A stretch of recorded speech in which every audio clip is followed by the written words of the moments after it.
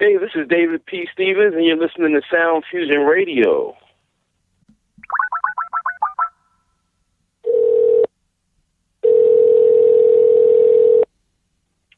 Hello? Hello, is that David? Yes, hi, this is David. Hello, David. It's Doug Chant from Sound Fusion Radio. Yes, hi, how are you? Hello, yeah, I'm not too bad at all. How are you today? Doing very well. Good, yeah. I've been asked to give you a ring, have a chat with you, and about the current LP, and obviously about your life in general. Yeah, great. I was definitely expecting the call. Oh, great, good. I'll start the interview with you then. You're a singer, guitarist, songwriter, producer, and engineer. What else do you do? Man, so many things. I guess business owner and all that other stuff too. Yeah, very, very multi-talented. Thank you. So, I gather you were born and brought up in Philadelphia. Mm-hmm. Yes. Yeah. Yep. Philadelphia, born and raised. So Philadelphia's had a very big influence on you then. I couldn't hear the last thing you said. I'm sorry. I said Philadelphia has had a very, very big influence on you then regarding music-wise. Yes, definitely. The sound of Philadelphia, I would definitely say, shaped a lot of my writing, my production, a lot of my playing. It's been a great experience being here. So, whereabouts in Philadelphia are you? Actually in the state or actually in the city? I'm in the West Philadelphia part. I'm in actually Overbrook, the same area that Will Smith grew up in. Oh, right. Yep. Did you know him personally at all? No. I never. I did not know him. But a funny story. One day, I was in the pizza shop not long ago, and bumped into him at the pizza shop. He came back to visit, and apparently this was the place he grew up, kind of going to all the time. So he was in there, and it was the weirdest thing. It's amazing, isn't it? When you meet people that are sort of like your heroes and everything like that. Right. It was wonderful. I was just like, he actually paid for my pizza because I was just in shock. Yeah. So. Did he obviously know who you are and your music at all? No, he didn't know me at all. All right. Yeah. Brilliant. Yeah. So, say you grew up in Philadelphia. When did you first actually start playing an instrument and getting into music? Let's see. I was about 12 when I first started really playing guitar. And I would say about 14, I started playing professionally. And maybe about 14, 15, around there, I started recording, going into the studio as much as I could. But what happened, my father's a pastor.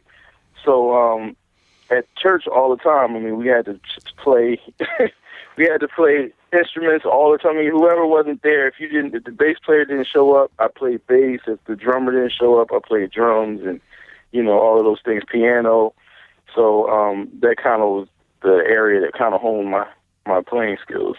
All right, so you had a really good grounding where music was concerned then. Yes. Mm-hmm. Yeah.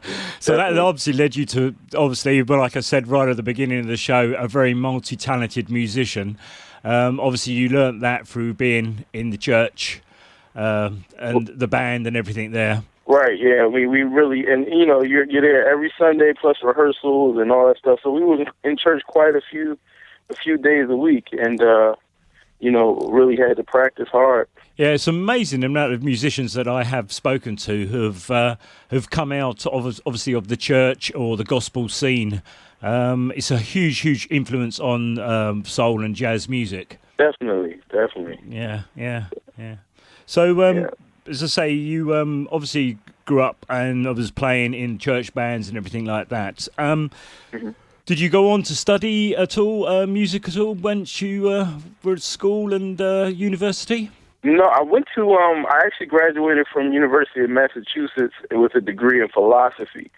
But by the time that I was in college, the whole time I was in the studio. So I always joke that I would have a paper due. I would leave the studio maybe 2 o'clock in the morning and have to write until about 6 or 7 o'clock in the morning, get an hour's sleep, and then run to class. Oh, brilliant. So, yeah. So, I mean, no, I didn't study music in school, but I was always, playing professionally for many years. Right. So did you play in various bands then while you were at university and at school? Yes, played in about 3 different bands, also church, and also just recording a lot of different people at the time. Right. Yeah. Who actually, as you grew up then, who influenced you as in music? Who are your top of influences and obviously your heroes within the music industry? Let's see. Well, George Benson was definitely one. Listened to George a lot, and then as I got older, I started listening to guys like Mike Stern and John Scofield and people like that, and Larry Carlton. And then one day when I was about 16, my father brought home Norman Brown's first album, which was it was called Just Between Us. And that album was really influential on my playing and production and everything. Yeah, that's still one of my all-time favorites. And now I still I listen to that, but now I'm starting to get more back into George Benson again, a lot of his older works. Yeah. Well, actually, that was going to be a little bit of a question a little bit later on in the show, which I'll bring that up a little bit later when I'm talking to you about George Benson. Yeah. Yeah. So you grew up in the like 70s, early 80s, then listening to jazz and soul music from various artists. Yeah, I did. Listening to I would say late 80s, early 90s was probably where I heard a lot of it. But I would listen to a lot of the old performances and different things. Yeah, a lot of older albums. It's probably a bit like myself because I grew up during the 70s, and obviously my influence was the the jazz and the soul of the 70s, and it wasn't it wasn't till obviously as I've got older, I've then gone back and then listened to earlier jazz music, people like Coltrane and Miles Davis and people like that. But it was the type of jazz fusion era that got me interested in it. Right, I used to be heavily into the jazz fusion thing. That's why I mentioned like Mike Stern and different people. George Duke was a heavy influence as well. Yeah. Sadly, we lost George last year. Yeah. So sad. That really hurt. Yeah. What an amazing man. And as I say, when you look at the amount of albums that he was on, well, he wrote for himself, and then obviously the amount of albums he contributed in, absolutely amazing amount of work. Right. He's definitely a huge influence. Yeah. So you were saying that you started performing, and you said was that roughly about the age of 14? Was that your first actual professional performances, or?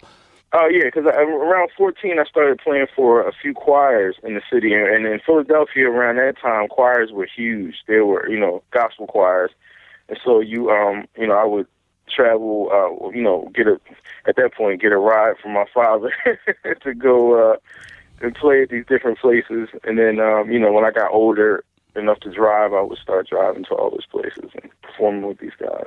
Yeah, because I say the late 80s, early 90s, the Sound of Blackness were huge over here in the UK. Oh, yeah.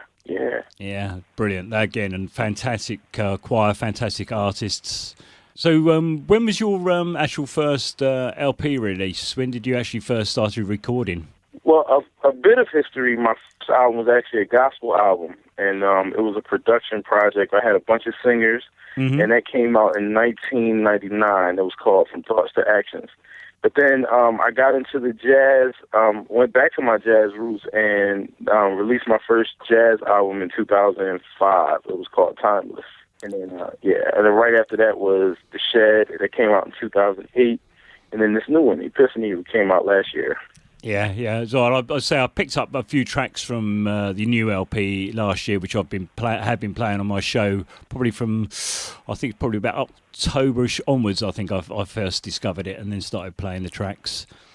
Oh, great! I appreciate that. Yeah, I would say it was quite by accident because I was on YouTube and I was looking for another artist and yours came up and I thought, oh, no, I must check this out, and fell in love with it. Oh, cool. Cool. That's really good to know. The track it was Hello World. Oh yeah, with Frank McComb and the 10-Day. Yeah. Fantastic track. Yeah, fell in love with that when I Thank first you. heard that. Brilliant LP. Very, very good track. Yeah. Yeah, Frank's amazing. Yeah, brilliant. Absolutely brilliant artist, yeah. I'd say in 2008, after the release of The Shed, now 111 jazz East Jazz Records you recorded for? Yes, I was with them briefly. Yep, I was with them for that year. They re-released The Shed and just put a couple different songs on there, and then called it Uptown. Yeah. So And yeah, so what record label are you attached to now? currently I'm independent. You're independent, right? Yeah. A lot of artists Yeah. are going that way, aren't they? Independent. Right, it's the best way to go. It's very time consuming and expensive way to go, but it also is. I mean, in the long run, it can have a greater impact. Yeah, obviously you can control. You are in control completely, aren't you, of what material you're bringing out? You're not being told what you should be doing. Right, and I think that's important because as an artist, I want to be able to paint a picture and not have somebody tell me, I don't want you to put that color on there, or you need to take this color off and add this one. I want you to be able to hear what was exactly in my heart and in my head. Yeah. Do you think that has really come about because of the internet age we're living in at the present time? That artists can produce and become basically their own record label. I think it's definitely possible.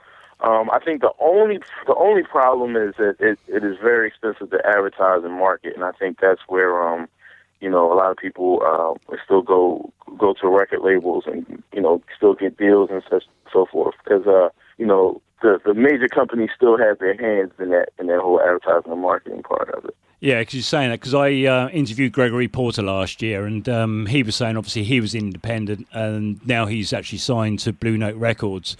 And at first he was a little bit afraid that they might dictate to him what he could do, but they actually said no, just carry on being Gregory Porter. Mm. Yeah.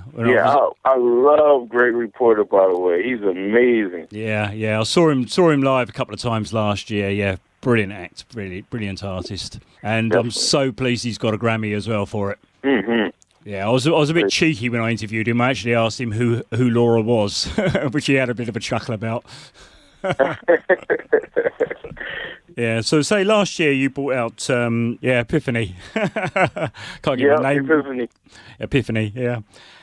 So what's the reaction you've had from that LP coming out from everybody? Surprisingly, everybody, I mean, really, I guess the fear was when putting it out that, it was kind of musical, and I know that for smooth jazz or for, some contemporary jazz, nowadays a lot of people look for a formula, and I've always wanted to break the formula. So, I was really trying to do that with this album, and I was really, really surprised at the reaction from fans. It's really been great. This album has done really, really well. Yeah, so say looking at the album and that, as I say, you've got a selection of beautiful ballads on there, so some very mid-tempo tracks, and obviously a couple of nice up-tempo tracks as well with it. And I was going to say, going back to the George Benson bit, when I first heard Overbook Drive, it struck me straight away, very Benson-ish. Oh yeah, definitely. I don't think I started thinking that way when I was writing it, but then when I listened back, I was like, wow, it reminds me of about 3 or 4 different George Benson tunes. Yeah, that struck me straight away. As soon as I heard it, I thought, yeah, there's definitely some Benson influence in this track. Definitely. Yeah. I see you had the privilege on that LP to work with Mr. Gerald Albright. Yes. Yeah. Very, very nice guy. Yeah. And amazing artist. Yeah. So, say again on the LP, you've contributed, or other people have contributed and helped you with the vocals sung on there for you. Can you tell me a little about everybody that actually performed on the LP with you, and where they've come from? Sure. Well, you mentioned Gerald Albright. I played with him at the Berks Jazz Festival the year prior to us recording that song. And then there was also Gerald Veasley, who's actually been really instrumental in my career, introducing me to a lot of people. He played on my Shed album in 2008 as well. And then, let's see, who else was on it? Elon Trotman. I met Elon also at the Berks Jazz Festival, and we hit it off and did some work together. And let's see, who else was on it?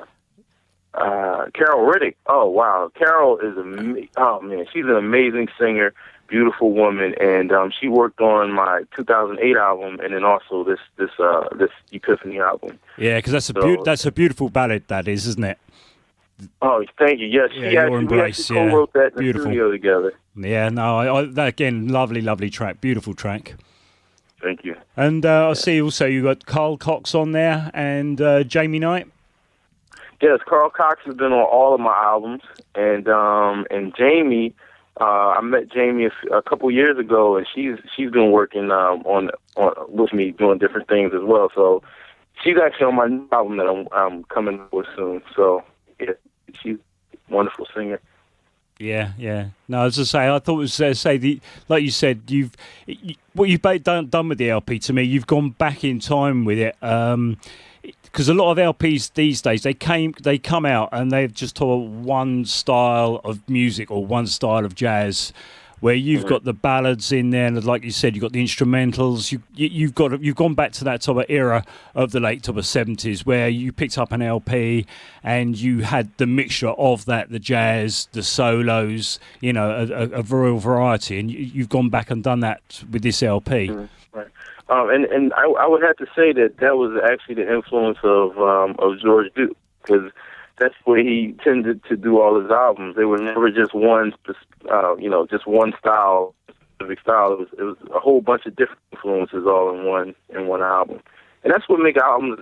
To me, that's what makes albums interesting. Yeah. Well, again, going back to like George Duke, tracks like "Reach for It" and "Dukey Stick" and things like that was such heavy funk-based records. And then, the next track will be an absolutely beautiful ballad. As I said, you had such a variety on those LPs. Right. My favorite George Duke album of all times is "I Love the Blues." She Heard My Cry. Yeah.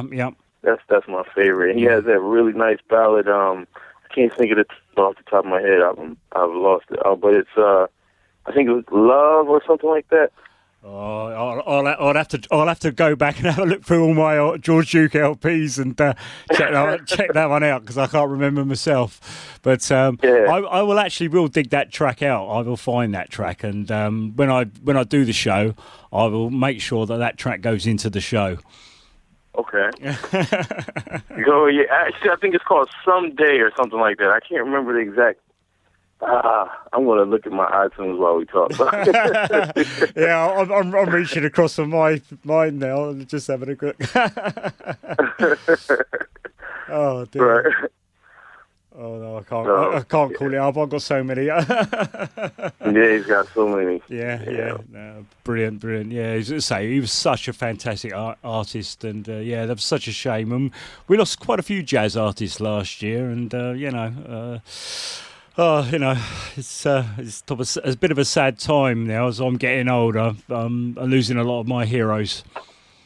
Yeah. Definitely. But they paved the way, and now it's up to us to keep it going. Yeah. I was lucky last weekend to go and see Leon Ware. Okay. And again, brilliant artist. Absolutely loved his music. It was a great show. Very much a showman as well. And I was going to say about live acts. Are you performing any live acts at the moment? Any gigs coming up? Yes, actually, I'm doing a Europe tour, leaving March 24th to go, and I'll be in Austria, I'll be in Switzerland, I'll be in Berlin, and then I end off the tour in the UK. So I'll be there for a week. Right. Do you know what the venues you're going to be playing here in the UK? Yes, I can actually look it up real quick, but I know off the top of my head I'll be in Luton. Yeah. And that will be at the what is it called? The Carnival Arts Theater. Right. And then I will also be in. I'm trying to pull it up now. I'll also be in Birmingham. it's not saying on here. Let me see if I can find it. Right. I'll be in Birmingham, and then I'll also be in London on the 19th, I believe. 19th is London at the Map Studio Cafe, Right. and the 20th is in Birmingham. Right. That's the 19th. That's the London gig, is it? The 19th of April? Right. Right, Yes. right. So, yeah. Yep. All right. Okay, so we got the opportunity of being able to come and see you then. Definitely. I would hope so. Please come out. This is, connoisseurs of music, and Shaz Malik, they've been really putting this together and doing a lot of work on it. So I definitely hope that you guys can come on out. All right. So, so that's a big must then to plug you then on the jazz show and get people to come along and see you live. Right. And I'm looking at it now. It's the 18th is the UK Center for Carnival Arts. That's in Luton. April 19th is Map Cafe, and then April 20th is the Hub in Birmingham. Right. Oh, excellent. So we've got three gigs to come along and experience your music. Right. Hope everybody will come on out. I hope to meet you also in person. That would be great. That would be an honour, absolute honour to be able to come along and see you. So yeah, I will look forward to that. So what else have you got coming lined up? Have you got any new albums planned or anything? Any other music at all? Yes, I just finished a new album, and it actually features Jeanette Harris, saxophone player. Features Gail Johnson, also Andrew New, and Jaguar Wright. So just finished that album, and I was trying to get that one done by the time I left, but it's looking like we may have to push that back. So when will that actually be released? I'm hoping that at least by April or May. It won't be April. At least by May or June, it'll come out. Right. So has it got a nice summery feel to it? Because that's obviously coming up to our summer. Definitely, it has a summery feel. And the interesting thing about this album is it's where my head is right now. It's really kind of youthful, kind of exciting. It's different. Than the last album. It's different than any of the albums I've done. So I'm really, really excited to release it because I want to see, I just want to get that to the people.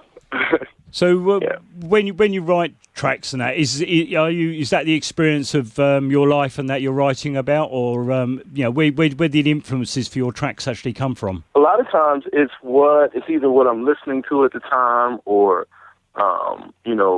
from doing live shows. I would say this one probably came from the live shows that I've done and all of the albums that I've done, the music that people have liked the most out of all the different albums. Yeah. I would say will probably influence this one. Also, I was listening to a lot of Michael Jackson during this album and a lot of, kind of 80s kind of funk and pop music. So, a lot of that comes out in this particular album.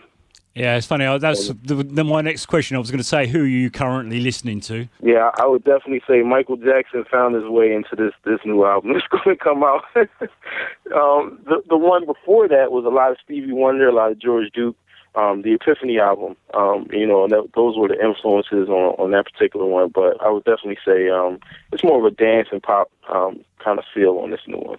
Yeah, right. And what's the title of the new LP going to be called? Still haven't figured out the name. I'm racking my brain daily, but still haven't figured out a good name for it yet that'll encompass everything. Oh, well, hopefully when you come over here to Europe and that, we might have an influence on you there then, and something might come out of that. That'd be great. I hope so, because I have to come back with a title. So, my manager is definitely on me for coming up with a title. So also say, I said to you at the beginning of the show, and that you're obviously very multi-talented.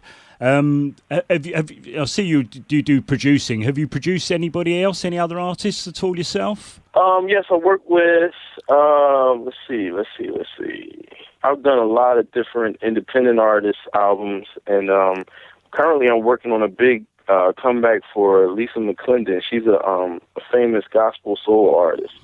And she's getting ready to release a new album, and we're in the studio now producing that at the same time that I was finished up mine. So, I'm really excited about that. But I've done work on a lot of different independent artist albums. Yeah, is that all in the jazz and the soul genre? More so soul and gospel. Right. I haven't done too many jazz artist projects.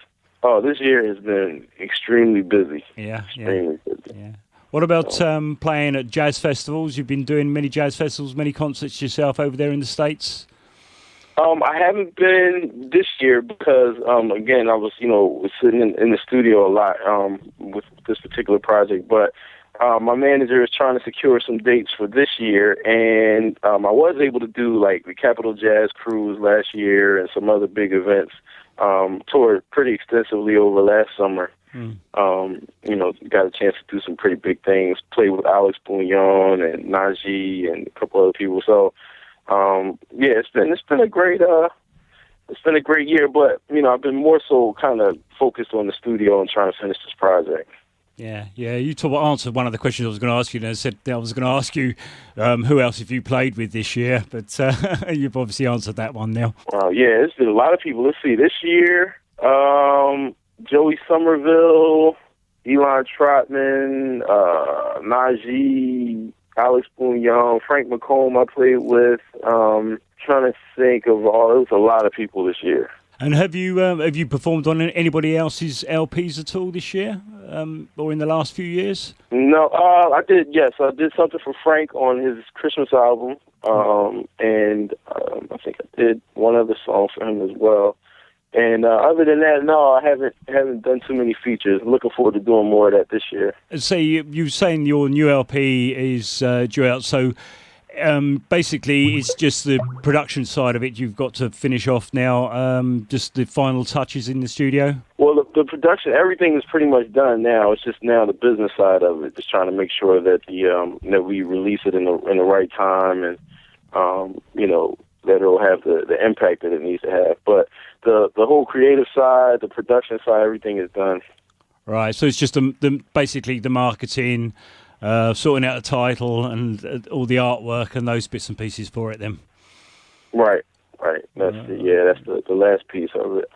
Oh, well, I'll say we look forward to hearing that album, and I'd like to thank you very, very much for joining me on Sound Fusion Radio, because as I said, I've now got more of your LP, because as I said, I only had a few tracks of it, and I've now got the rest of it, so I will be plugging that LP for you, and hopefully we will get a few people out to your concerts. That would be wonderful. I really appreciate this opportunity, and if you don't mind, I just want to tell the people they can go to davidstevensmusic.com. That's my website. They can also go to twitter.com/DavidPStevens, and the Facebook page is David P. Stevens Fan.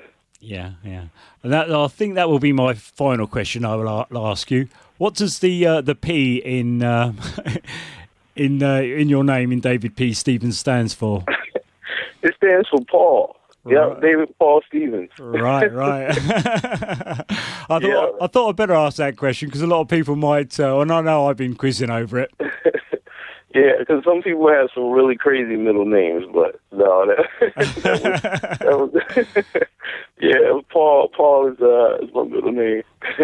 I just wondered if it might be something like Pendergrass, after Teddy Pendergrass, as you're a resident of Philadelphia. Oh, yeah, David Pendergrass Stevens. I'd like to thank you very, very much for coming and speaking to us on Sound Fusion Radio, and I know our listeners will appreciate it. And I'd like to say a big thank you to Shaz and Anna for arranging this interview for me to have with you, and very much appreciate it. Thank you, and appreciation is mutual. I really had a great time. Thank you. I hope to talk to you again soon. Yeah. Well, I say I definitely would like to come along to see you live, and I will be looking forward to that. And now I've got the dates of your gigs, I'll be plugging that out on air to try and get as many people as we can out to come and see you. Okay. Thank you. Thank you very, very much. Very much appreciate that. And thank you for taking the time out to come and talk to us. And as I say, we will make sure that when you come over and that you get a warm welcome here in the UK. All right. Thank you. I appreciate it. Yeah. Many thanks for joining us. All right. Okay. You have a good day. And we'll catch up with you later. Okay. Okay. All right, you too. All right. Cheers then, David. Thank you very much. Okay, bye. Bye. Bye-bye. Bye. Hey, this is David P. Stevens, and you're listening to Sound Fusion Radio.